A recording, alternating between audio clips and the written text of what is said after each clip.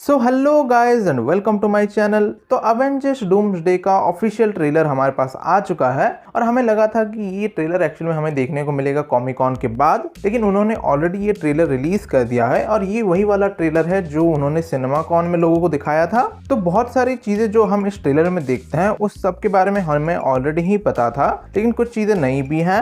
लेकिन पहले तो हम इस ट्रेलर के बारे में बात करते हैं जो कि बहुत ज़्यादा अमेजिंग है। और ये जो ट्रेलर है ये स्टार्ट होता है और हमें दिखाया जाता है एक्सेवियर मैंशन की साइन को, जो कि नीचे गिर के पड़ा हुआ है, जो हम ऑलरेडी देख चुके हैं। और ये स्टार्ट होता है और हम एक वॉइस ओवर सुनते हैं जो कि आरडीजी के डॉक्टर डूम का है। और इसमें तुम देख सकते हो कि उनके पास एक्चुअल में एक लैटवेरियन एक्सेंट टाइप का है जो कि बहुत ज़्यादा अलग साउंड करता है आरडीजी की नॉर्मल वॉइस से। और यहाँ पे वो कहते हैं कि something is coming, something we may not be able to deter, and before this day is over we will be faced with an unthinkable decision। तो ये दिन खत्म होने से पहले उन्हें एक बहुत ज्यादा इंपॉर्टेंट डिसीजन लेना पड़ेगा। और इस वॉइस ओवर के दौरान हम एक्चुअली में प्रोफेसर एक्सेवियर को देख रहे हैं जो कि एक खिड़की से बाहर देख रहे हैं, जहां पे हम एक प्लैनेट को देखते हैं जो कि डिस्ट्रॉय हो रहा है। तो यहाँ पे इंकर्जन्स ऑलरेडी स्टार्ट हो चुके हैं और यहाँ पे मोस्ट ऑफ डॉक्टर डूम उसी डिसीजन की बात कर रहा है। और मुझे यहाँ पे लगता है कि एक्समैन के ये यूनिवर्स में ही डॉक्टर डूम सबसे पहले जाएगा और उन्हें समझाएगा कि अगर उन्हें अपने यूनिवर्स को जिंदा रखना है, अपने प्लेनेट को बचाना है, तो उन्हें एक डिसीजन लेना होगा। और उस डिसीजन का मतलब है कि उन्हें बाकी सारे जो प्लैनेट्स उनके साथ क्रैश करने वाले हैं उन सारे प्लैनेट्स को ही डिस्ट्रॉय करना होगा। और यहाँ पे उसी चीज को प्रोफेसर एक्सेवियर यहाँ पे देख रहे हैं कि बाकी सारे एक्समैन जाके जो कि दूसरा प्लैनेट उनके साथ इंकर्जन करने वाला था उस प्लैनेट को ही डिस्ट्रॉय कर देते हैं। और ये एक्चुअल में जो सीक्रेट वॉर्स का कॉमिक बुक है जहाँ पे इंकर्जन हो रहे होते हैं, हम वहाँ पे भी देखते हैं कि जो हीरोज हैं एक यूनिवर्स के, वो दूसरे यूनिवर्स के अर्थ में जाके उनके हीरोज को डिफीट करके उनके यूनिवर्स को खत्म करने की कोशिश करते हैं या फिर उनके यूनिवर्स के अर्थ को डिस्ट्रॉय करने की कोशिश करते हैं ताकि उनका अर्थ बच जाए। और उसके बाद हम यहाँ पे डॉक्टर डूम को भी देख सकते हैं और देख के सूट तो बहुत ज्यादा अमेजिंग लग रहा है। सूट पे हम बहुत सारे रून्स को भी देख सकते हैं जो कि ऑब्वियसली डॉक्टर डूम के मैजिक के लिए है। और जो डॉक्टर डूम का एस्थेटिक है, जैसा कि हमें पता है उसका जो मिडिवल एस्थेटिक है, मैं यहाँ पे डेफिनेटली कह सकता हूँ कि उन्होंने इस चीज को नेल किया है। डॉक्टर डूम का सूट बहुत ही ज्यादा बढ़िया दिख रहा है। और इसके बाद हम देखते हैं मार्वल स्टूडियोज का लोगो। फिर हमें दिखाया जाता है न्यू एवेंजर्स टावर, जो कि हमने थंडरबोल्ट की जो 14 महीने बाद वाला सीक्वेंस देखा था उससे है। और यहाँ पे हम देखते हैं कि न्यू एवेंजर्स टावर के अंदर फैंटास्टिक फोर के शिप में से एंटायर करते हैं फैंटास्टिक फोर की पूरी टीम, और उनके साथ थॉर भी है यहाँ पे। और यहाँ पे जब वो लोग एंटर करते हैं हमें दिखाया जाता है बकी, सैम विल्सन और स्कॉट लैंग को, जो कि किसी को देख के पूरी तरह से शॉक्ड है यहाँ पे। और यहाँ पे पहले तो तुम्हें देख के लगेगा कि ये लोग एक्चुअल में थॉर को देख के शॉक्ड है, लेकिन मुझे यहाँ पे ऐसा नहीं लगता, क्योंकि हमें एक्चुअल में इस ट्रेलर में ही दिखाया गया है कि हमारा स्टीव रॉजर्स एक्चुअल में आके मिलता है थॉर से फैंटास्टिक फोर के शिप के अंदर, जिसका मतलब ये भी होगा कि जो फैंटास्टिक फोर का शिप है उसके अंदर यहाँ पे थॉर और फैंटास्टिक फोर की टीम के साथ स्टीव रॉजर्स भी होगा। और मुझे लग रहा है कि इस पॉइंट तक स्टीव रॉजर्स एक्चुअल में इनके टीम में शामिल हो चुका होगा। और मैं क्यों कह रहा हूँ कि ये मोस्ट प्रोबेबली स्टीव रॉजर्स ही हो सकता है, क्योंकि हमें यहाँ पे 3 लोग दिखाए गए हैं, स्कॉट, बकी और सैम विल्सन, जो कि कैप्टन अमेरिका या फिर स्टीव रॉजर्स से सबसे ज्यादा क्लोज थे। और हमें ये तीनों मोस्टली इसलिए दिखाए गए हैं क्योंकि ये स्टीव रॉजर्स को देख के इतना शौक है, क्योंकि थॉर को देख के इतना शौक होना सेंस नहीं बनाता, वो तो आता ही हमेशा हेल्प करने जब भी कोई प्रॉब्लम होती है। और इसके बाद हमें न्यू एवेंजर्स टावर के अंदर 3 टीम्स को दिखाया जाता है। यहाँ पे हम पहले तो फैंटास्टिक फोर की टीम को देख सकते हैं, फिर हम हमारी न्यू एवेंजर्स की टीम को देख सकते हैं, और उसके बाद हम देख सकते हैं हमारे पुराने एवेंजर्स को, या फिर तुम कह सकते हो कि जो अभी सैम विल्सन की करंट टीम है उसे, जो कि मोस्ट प्रोबेबली उसने यहाँ पे लीडर की वार्निंग के बाद असेंबल करनी शुरू की होगी। लेकिन यहाँ पे अभी के लिए हम सैम विल्सन की टीम से बस स्कॉट लैंग को ही देख सकते हैं उसके अलावा। लेकिन डेफिनेटली यहाँ पे हम पता है कि वॉकिंग टॉरिस का फैल्कन भी होने वाला है उसकी टीम में। और जो आगे ट्रेलर है उसे देख के ऐसा भी लग रहा है कि शैंग-ची भी मे बी इनके टीम में हो सकता है। और इस रूम में मुझे डेफिनेटली लगता है कि वो लोग स्टीव रॉजर्स को छुपाने की कोशिश कर रहे हैं, मतलब हमें दिखा नहीं रहे हैं स्टीव रॉजर्स को। और मोस्ट प्रोबेबली अगर किसी और को छुपा रहे हो वो डेफिनेटली हर्बी हो सकता है, क्योंकि हर्बी हम देखते हैं कि वो फैंटास्टिक फोर के साथ ही आया है। और यहाँ पे हम दोनों एवेंजर्स की टीम को ऑपोजिट में खड़े हुए देखते हैं, जिसका रीजन ये है कि वो लोग अभी तक ऑड्स में और वो लोगों ने अभी तक सुलह नहीं की है। और इसीलिए यहाँ पे हम देखते हैं कि थॉर पूरी तरह से सीरियस हो जाता है और गुस्से में ऐसे कहता है, जहाँ पे थॉर कहता है कि उसने अपने टाइम में बहुत सारे वॉरियर्स के साथ फाइट की है जो लोग इन सबको कंबाइन करके भी इनसे ज्यादा स्ट्रांग थे, लेकिन इसके बाद भी वो सब मर गए और वो लोग मर गए एनिमीज और थ्रेट को फेस करते हुए, जो कि थॉर को कम डराती थी इस नए थ्रेट से। और जो भी सारी चीजें उन लोगों ने सैक्रिफाइस की उसका कोई भी पॉइंट नहीं होगा अगर ये सब अभी साथ में खड़े नहीं होते हैं। और इसीलिए अभी इन सारे लोगों को अपने जो भी फालतू के झगड़े हैं उन्हें दूर रख के साथ में आके काम करना पड़ेगा। और यहाँ पे थॉर कहता है कि जब हम इस लड़ाई में जाएंगे, अगर हम इस लड़ाई से वापस आए तो हम आएंगे as brothers and sisters, but फिर भी अगर हमें इस चीज को जीतना है तो हमें एक मिरेकल की जरूरत पड़ेगी। तो ये थॉर का पूरा वॉइस ओवर है और यहाँ पे इस वॉइस ओवर के ऊपर हम बहुत सारे दूसरे क्लिप्स को भी देखते हैं। और इस चीज को सुनने के बाद मुझे ऐसा लग रहा है कि यहाँ पे थॉर ऑलरेडी डॉक्टर डूम को फेस कर चुका है, मोस्ट प्रोबेबली फैंटास्टिक फोर के यूनिवर्स में, और इसीलिए यहाँ पे हम देख सकते हैं कि थॉर इतना ज्यादा सीरियस है। और मुझे लगता है कि उसी के बाद वो एक्चुअली में फैंटास्टिक फोर के साथ उनके शिप में यहाँ पे इस यूनिवर्स में आया होगा ताकि वो लोग इनसे हेल्प मांग सकें।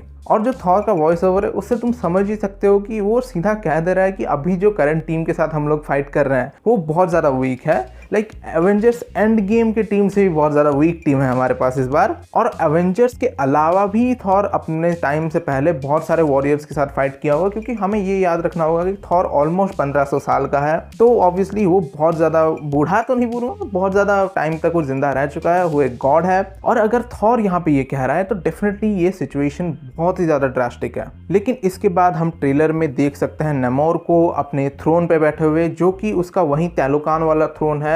और यहाँ पे हम नेमोर के सामने शूरी और एम्बाकू को भी देख सकते हैं। और देख के तो ऐसा लग रहा है कि वो लोग साथ में काम कर रहे थे, लेकिन यहाँ पे जो तैलोकान से वो लोग इन्हें बिट्रे कर देते हैं। और यहाँ पे जब तैलोकान इन लोगों को बिट्रे करते हैं, हम यहाँ पे शूरी और एम्बाकू के अलावा भी फैंटास्टिक फोर्स से देख सकते हैं बेन ग्रिम को और सुजन स्टॉर्म को। और हम यहाँ पे दूसरे साइड में न्यू एवेंजर्स के भी कुछ मेंबर्स को देख सकते हैं। और उसके बाद हमें दिखाया जाता है थॉर को एंटर करते हुए डॉक्टर डूम के सामने अपनी लाइटनिंग को चार्ज करते हुए। और यहाँ पे इस जगह को देख के जहाँ पे सब कुछ डिस्ट्रॉयड है और मलबे को देख के तो ऐसा ही लग रहा है कि एक्समैन का अर्थ हो सकता है, जहाँ पे एक बैटल के बाद सब कुछ डिस्ट्रॉयड है और यहाँ पे थॉर डॉक्टर डूम के सामने खड़ा है। और उसके बाद हम एक्समैन मैंशन के स्टायर्स के पास एक एक्सप्लोजन देखते हैं। और यहाँ पे हमें दिखाया तो नहीं गया कि एक्सप्लोजन किस वजह से हुआ है, लेकिन मुझे ऐसा लगता है कि ये मे बी जॉनी स्टॉर्म कर रहा हो सकता है। और यहाँ पे उसके बाद हम साइक्लॉप्स को अपने बीम को चार्ज करते हुए देखते हैं। फिर हमें दिखाया जाता है फाइट करते हुए सैंग-ची और गैम्बिट को।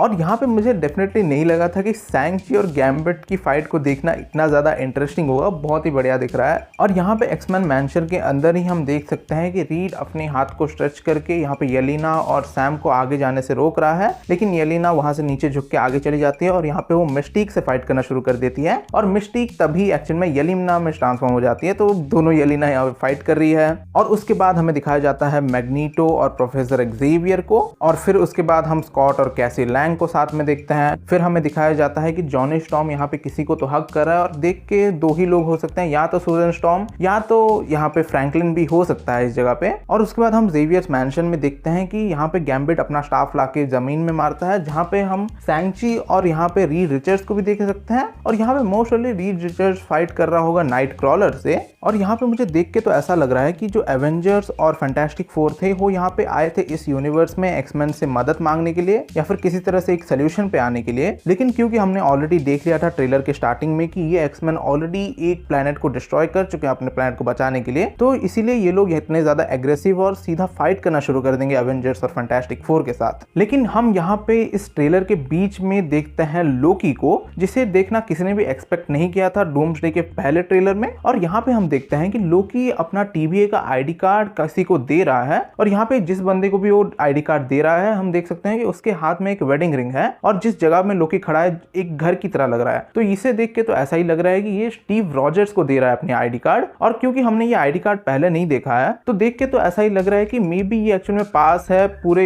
यूनिवर्स में या फिर पूरे मल्टीवर्स में कहीं पे भी ट्रैवल करने का। लेकिन इस चीज को देख के लोग बहुत ज्यादा कंफ्यूज है डेफिनेटली, क्योंकि हमें पता है कि लोकी एक्चुअल में करंटली येड्रेसिल यूट्रेसिल या फिर वर्ल्ड ट्री के अंदर है जिसे उसने बनाया था सारे के सारे ब्रांच टाइमलाइन को एक साथ लाके। लेकिन डेफिनेटली लोकी का वहां से ऐसे ही उड़ जाना बिल्कुल भी सही नहीं होगा, क्योंकि उसके एंडिंग में हमने देखा था कि बहुत ज्यादा एम्फेसिस किया गया था कि लोकी बाकी सबकी खुशी के लिए यहाँ पे यूट्रेसिल के अंदर कैद होने को भी तैयार है। और यहाँ पे बहुत सारे लोग ये भी थ्योरी बना रहे हैं कि मे बी ये वाला लोकी एक्चुअली में उस टाइम से पहले का लोकी है जब वो गॉड ऑफ स्टोरीज नहीं बना था और उसने वर्ल्ड ट्री को नहीं बनाया था। लेकिन ये एक्चुअली में पॉसिबल नहीं है, क्योंकि यहाँ पे जो टीवीए का आईडी कार्ड है उसके पीछे हम देख सकते हैं कि यूट्रेसिल बना हुआ है, तो ये तो डेफिनेटली यूट्रेसिल बनने के बाद का ही टीवीए है। लेकिन यहाँ पे एक और चीज पॉसिबल है, जो कि यह है कि मे बी वहां पे लोकी कैद होने के बाद भी लोकी अपने जैसे पहले इल्यूजन्स बना पाता था वैसे ही इल्यूजन बना के वो किसी और जगह पे जा सकता है कुछ टाइम के लिए। तो मे बी यहाँ पे जो लोकी यहाँ पे दे रहा है आईडी कार्ड स्टीव को या फिर किसी को भी, तो मे बी वो एक्चुअली में लोकी का इल्यूजन और उसका क्लोन जैसा कुछ हो सकता है।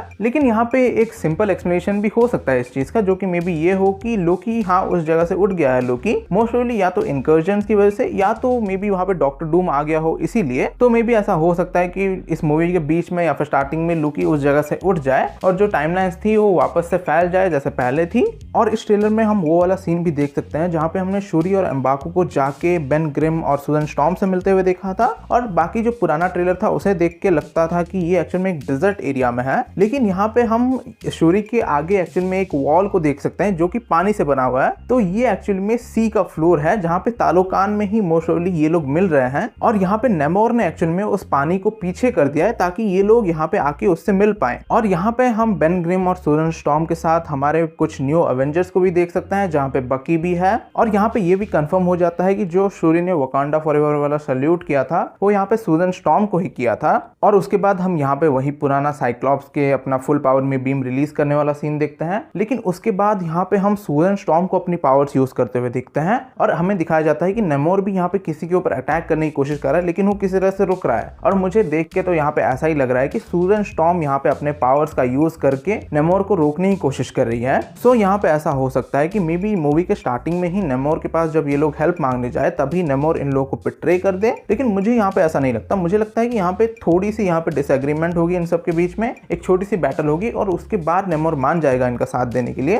क्योंकि हम यहाँ पे शूरी को सल्यूट करके अपने शिप में जाते हुए देखते हैं। और अगर वो लोग यहाँ से जा रहे हैं तो मोस्ट प्रोबेबली उनका मैटर सॉल्व हो गया होगा। यहाँ तो मे भी ऐसा हो सकता है कि यहाँ पे शूरी सल्यूट ही करती है सुजन स्टॉर्म को, इसीलिए ताकि यहाँ पे सुजन नेमोर को रोक पाए और बाकी सब लोग यहाँ से एस्केप कर पाए। और इसके बाद हम देखते हैं इस ट्रेलर का बेस्ट सीन, जहाँ पे हम देखते हैं कि थॉर एक्चुअल में डॉक्टर डूम के सामने जाता है और पूरी तरह से चार्ज करके डॉक्टर डूम के ऊपर अटैक करता है। ये वही सेम अटैक है जो उसने इन्फिनिटी वॉर के एंड में थैनोस के ऊपर किया था। लेकिन यहाँ पे हम देखते हैं कि डॉक्टर डूम 2 उंगली का यूज करके थॉर के इस अटैक को रोक देता है। और यहाँ पे हम देख सकते हैं कि थॉर यहाँ पे पूरी तरह से स्ट्रगल करके पुश करने की भी कोशिश कर रहा है अपने अटैक को। और यहाँ पे जब डॉक्टर डूम इस अटैक को रोकता है तब हम उसके हाथ में भी एक और रुइन देख सकते हैं। और मोस्ट प्रोबेबली डॉक्टर डूम इस अटैक को रोक रहा है अपनी मैजिक का यूज करके। और उसके बाद हमें डॉक्टर डूम और थॉर दोनों के फेस के क्लोजअप शॉट्स मिलते हैं। और यहाँ पे मुझे लग रहा है कि ये एक्चुअल में दूसरी बार है जब यहाँ पे थॉर डॉक्टर डूम को फेस कर रहा है, क्योंकि यहाँ पे वो ऑलरेडी एवेंजर्स को बता चुका है कि डॉक्टर डूम कितना ताकतवर है, तो मोस्ट प्रोबेबली वो एक बार पहले इसे फेस कर चुका होगा। लेकिन इसके बाद हम एक सीन देखते हैं जहाँ पे हम देखते हैं कि थॉर एक्चुअल में यहाँ पे फैंटास्टिक फोर के शिप के अंदर है और वो एक्चुअल में किसी के पास जाता है और हमें फिर साउंड आती है हे पेल,